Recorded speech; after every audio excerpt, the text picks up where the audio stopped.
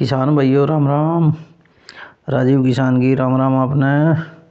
किसान भाइयों आज एक स्टोरी ले गया हूँ आप खातर स्पेशल, और उस स्टोरी का जो मतलब रहेगा किसान भाइयों, किसान के संस्कार।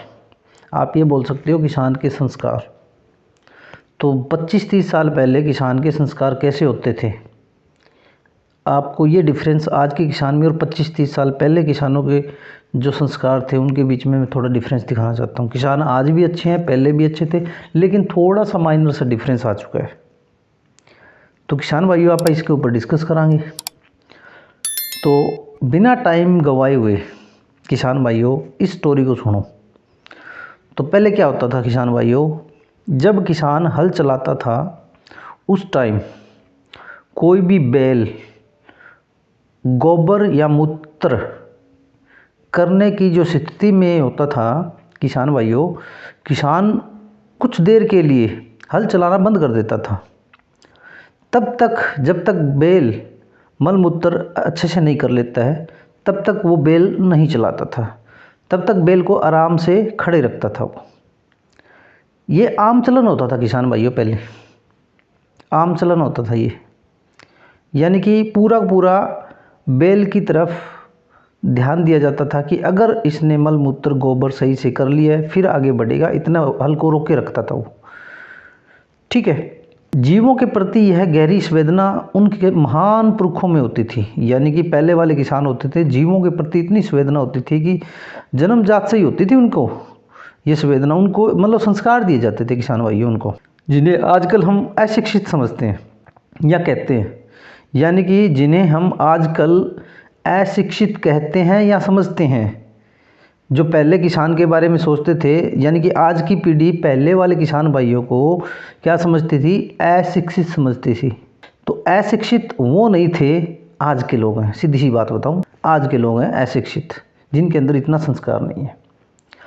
यह सब बातें मैं आपको बता रहा हूँ ना किसान भाइयों, 25-30 साल पहले की बता रहा हूँ। अच्छा, अगली बात किसान भाइयों, इसी के अंदर उस ज़माने का जो देसी घी होता था ना, आज के हिसाब से देखें तो 2000 रुपये किलो के बराबर है, या इससे महंगा लगा लीजिए आप। और वो देसी घी किसान भाइयों हर दिन या 2 दिन के बाद या 3 दिन के बाद या हर रोज़, कई किसान ऐसे होते थे कि हर रोज़ आधा आधा किलो अपने बैलों को पिलाता था।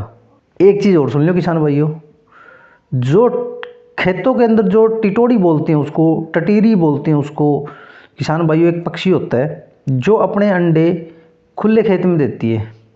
जो अभी सीजन आने वाला है नरमे के अंदर, सीधी सी बात बताऊँ आपने, तो खुले खेत में देती थी, मिट्टी के ऊपर थोड़ा सा जाल फूस लगा के, ठीक है, और उनको सेती थी वहाँ पे। हल चलाते समय यह क्या होता था कि हल चलाते समय यदि सामने कोई टिटेरी चिल्लाती मिलती तो किसान इशारा समझ जाता था उसका, और उस अंडे वाली जगह को बिना हल जोते खाली छोड़ देता था। यानी कि हल को उठा के उस जगह को खाली छोड़ देता, यानी कि वो अंडों को किसी प्रकार का नुकसान नहीं करता था, उस टिटेरी के अंडों को। उस ज़मानों में आधुनिक शिक्षा नहीं थी लेकिन संस्कार थे। आधुनिक शिक्षा नहीं थी लेकिन संस्कार थे।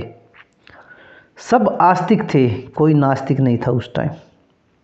अच्छा, अब एक और बात, दोपहर को किसान जब आराम करने का समय होता था, जब किसान भाई का आराम करने का समय होता था ना दोपहर को, सबसे पहले बैलों को पानी पिलाकर चारा डालता था, फिर खुद भोजन करता था।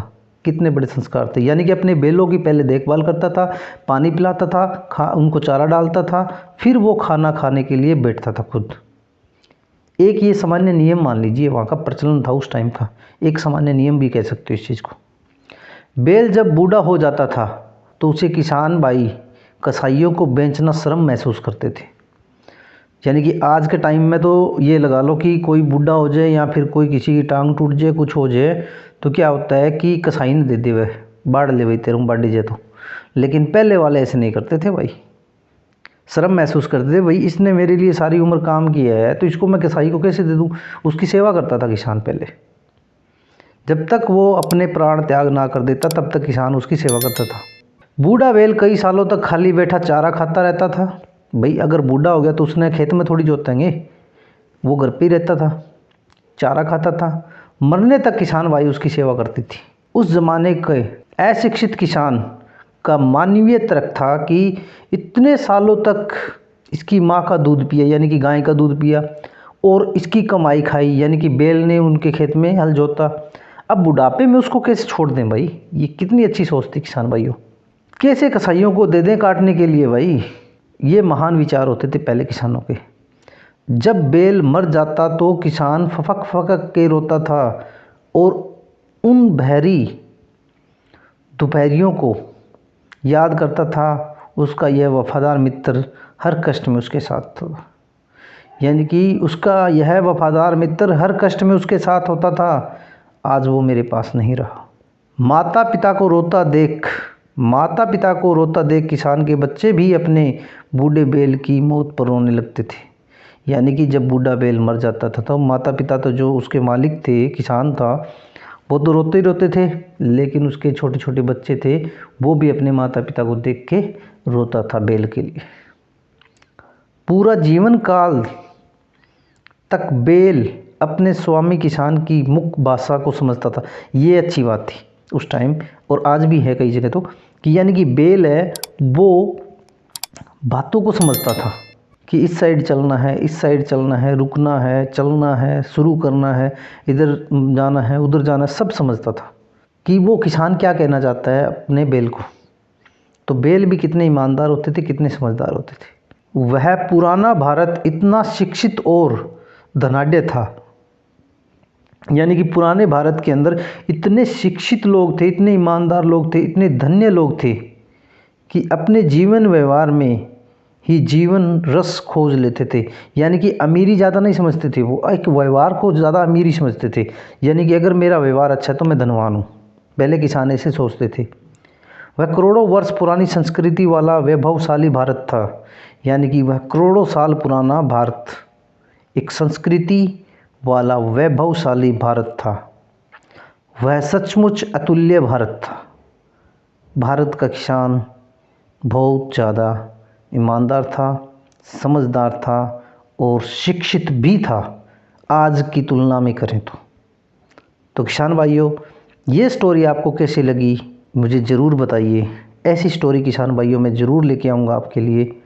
तब तक किसान भाइयों, जय हिंद, जय भारत, जय किसान, जय जवान।